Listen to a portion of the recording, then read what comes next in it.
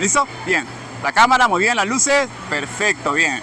Luces, cámara y acción. Hola, ¿qué tal? Bienvenidos nuevamente al canal Restauro el Poder. Yo soy César, Rey Sirviente de Dios.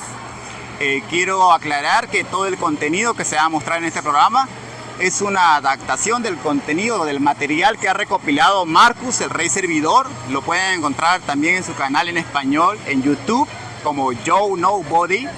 Y bueno, quiero saludar ahorita en este momento a mi niña, a Toto, donde esté hijita ahorita, no puede estar con ustedes, pero un abrazo a la distancia. Y también a mi niño Magoyo Goyo, porque él hoy está cumpliendo 7 calendarios en esta tierra. Es un día muy especial para él, y donde esté mi hijo, también un abrazo. Y vamos a empezar, sin más preámbulos ahora, recitando a William Shakespeare, ¿ok? 3, 2, 1. El mundo entero, la tierra, es un gran escenario.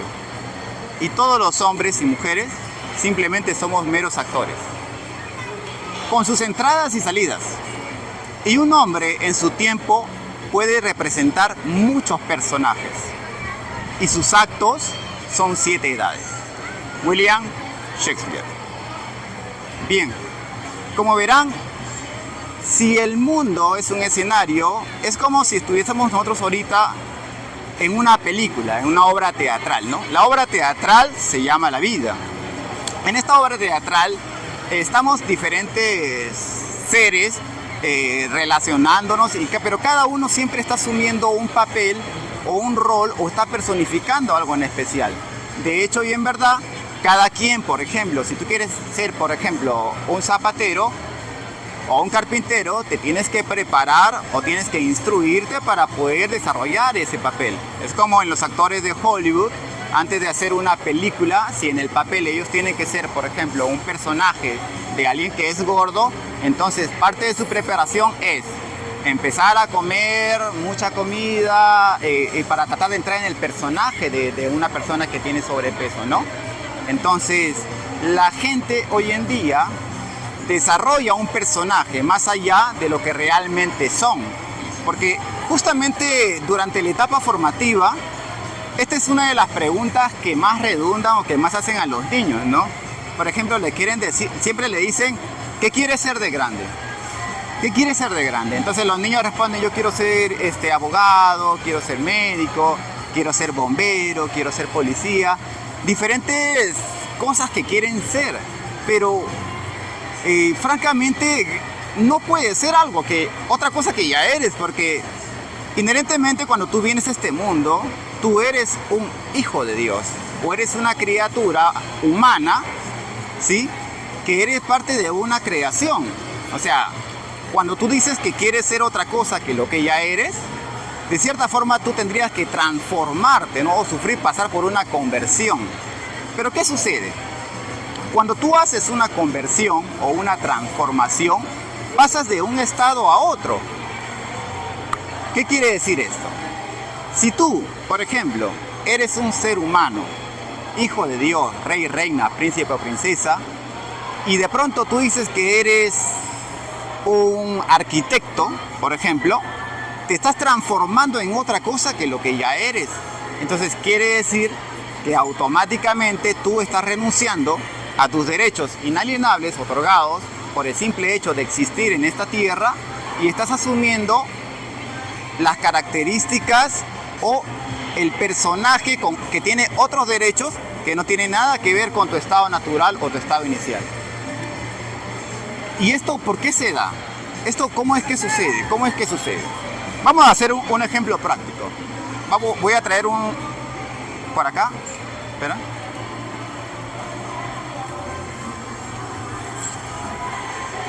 Por ejemplo, la gente, o el programa de hoy se llama Restaurando tu mente. ¿Y por qué restaurando tu mente? Porque de alguna manera la sociedad entera o la humanidad entera se encuentra en un estado de hipnosis colectiva. Están confundidos porque de cierto modo no recuerdan cuál es su naturaleza o quiénes son en realidad. Si son de origen divino, si son casualidad, producto del Big Bang, o sea, ¿cuál es realmente el origen de cada uno? Entonces, Vamos a hacer un ejemplo, por ejemplo, ¿no? Cuando alguien te pregunta quién eres, vamos a suponer que yo soy, por ejemplo, alguien que tiene alguna especie de autoridad en esa tierra. Y te pregunta quién eres. Entonces, cuando te preguntan quién eres, tú respondes yo soy fulano, o mi nombre es, o yo soy tal, ¿no? Pero si yo te digo que no te creo y que me pruebes que eres tú, ¿qué es lo que normalmente tú haces? Lo que normalmente tú haces es sacar un documento como este, ¿no? Un documento de identidad. Entonces, en ese documento de identidad figuran tus nombres, tus apellidos, tu dirección, tu fecha de nacimiento, ¿verdad? Entonces tú dices que es él. Tú estás diciendo que tú eres este papel. Entonces yo te hago una pregunta. Vamos a imaginar que en este momento tú estás enfrente de mí y yo te pregunto, ¿no? Oye, ¿este eres tú? Y tú me dices, sí, ese soy yo. Y yo te digo, ¿estás seguro que eres tú? Porque en esta foto como que no pareces, como que no pareciera que eres tú. Pero tú me dices, sí, soy yo. Y entonces yo digo, ¿seguro que eres tú? Este eres tú, señalando tu foto. Y tú me vas a responder que sí. Entonces, por ejemplo, yo hago esto y te pregunto, ¿lo sientes? ¿Sientes algo en tu cara? ¿Te duele? ¿Qué clase de engaño o qué clase de hipnosis o qué nos hicieron para hacernos confundir con lo referente a nuestra identidad, ¿no? ¿Por qué tú piensas que eres un papel si esto es solamente un objeto? Es inerte, no tiene vida. Si tú dices que esto eres tú, entonces estás asumiendo la condición de un ser inanimado, un objeto, una cosa. Casualmente, por ejemplo, el nombre o nombre se denomina aquello que es un logo o una denominación que se le da a un objeto o cosa, ¿no? A un objeto o cosa. Bueno, ¿esto qué es? Es un cartón, ese es su nombre. ¿Esto qué es? Una máscara de un gato, ese es su nombre. Pero no es realmente quien tú eres, porque el nombre, en realidad, si fuese correcto, no debería estar en este documento porque este documento no tiene vida. La forma correcta, por ejemplo, de presentarse es a través del yo soy. Tú tienes que decir, por ejemplo, yo soy César, rey sirviente en mi caso, ¿no? O yo soy Juan, o yo soy Pedro. Pero cuando tú dices que eres este nombre, recuerda que este nombre se encuentra registrado en un gobierno. Entonces, cuando tú dices que este eres tú, estás diciendo que le perteneces a un gobierno, porque este gobierno registró, o tus padres te registraron como si fueras una mercancía, y automáticamente el gobierno o el estado donde te encuentras registrado pasa a ser tu propietario. Pero ¿cómo es que se da este engaño? O sea, ¿qué es lo que sucede? ¿Qué es lo que está pasando? Este engaño se da a través de los programas, sí, desde la etapa muy pequeña, desde que tú llegas a este mundo, empiezas a recibir mucha información o se te empieza a transmitir mucha información que te va a ir formando o va a ir generando tu personalidad. Entonces, a través del sistema educativo, del sistema o programas de educación, programas de salud, programas económicos, hay tantos tipos de programas, te va insertando cosas en tu mente y tú vas a asumir automáticamente, porque ya hablamos de la realidad anteriormente, vas a asumirla automáticamente como un hecho o una verdad, porque es algo que te están presentando en una etapa inicial de tu vida. Entonces, este engaño se perpetúa a través del sistema educativo. Y sinceramente, yo les hago una pregunta a ustedes, ¿no? A ustedes los que son padres. ¿Ustedes creen que está bien mandar a nuestros hijos a las escuelas? Porque miren cómo es un niño. Un niño, cuando es muy pequeño, él tiene mucha imaginación, mucha creatividad, él tiene muchos deseos de hacer arte, tiene mucha energía, te cuestiona, te pregunta, te dice, por ejemplo, cosas, papá, pero eso no tiene sentido, o eso no tiene lógica, pero ¿por qué es así o por qué es así? El niño piensa, tiene pensamiento crítico, te cuestiona, pero cuando tú lo mandas a la escuela, papá, mamá, en la escuela toda esa imaginación, ese pensamiento crítico, toda esa creatividad es reducida. A veces hasta desaparece. ¿Por qué?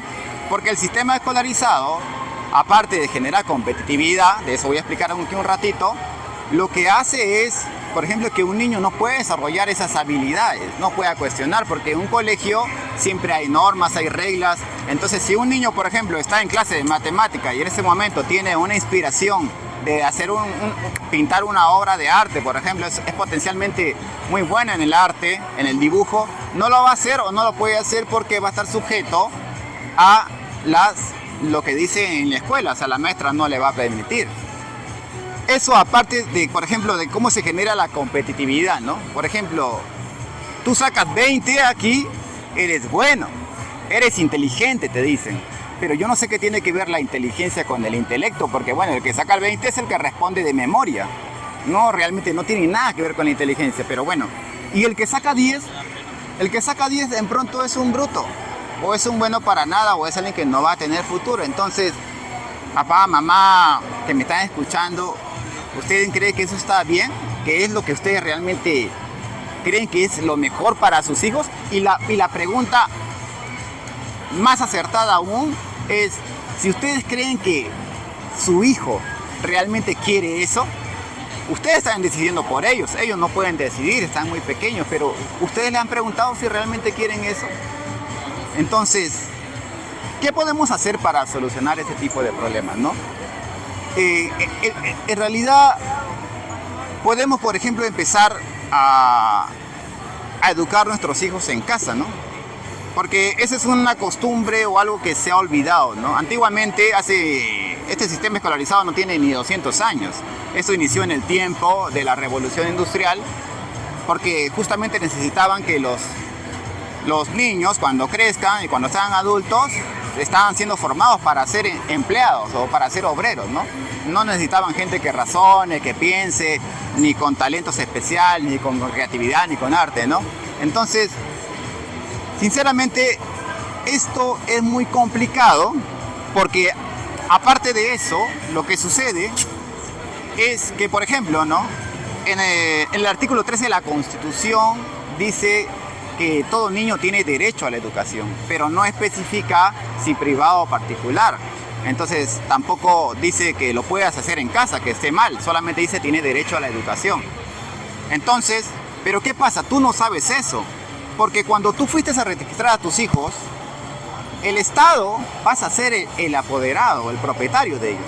Por eso, vamos a suponer, la gente tiene este temor, ¿no? Que no manda a sus hijos a las escuelas, porque de repente, por ejemplo, un chismoso le pasa la voz por ahí, supuestamente, a una autoridad, y vienen a tu casa y ellos pueden echar mano de tu hijo, al fin y al cabo, porque ellos son los propietarios, ¿no? Entonces, todo empieza por esto, ¿verdad? Por este fraude, ¿no? Y en el colegio se enseñan, por ejemplo, también, volviendo al tema de educación, la palabra persona, ¿no? La mayoría cree que la palabra persona significa un ser humano, pero resulta que persona viene del griego prosopón y significa una máscara teatral.